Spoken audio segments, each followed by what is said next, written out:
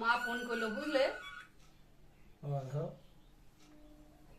হ্যাঁ মা, এই তো। তুমি কি করছো, খেয়েছো? ও, আমরা এই খেতে বসেছি।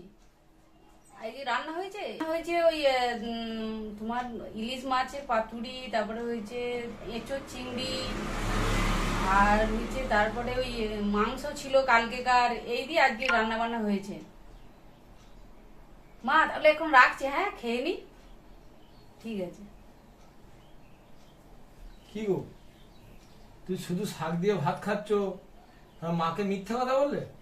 কখনো কখনো মিথ্যা কথাও বলতে হয়, বুঝলে তো। কেন?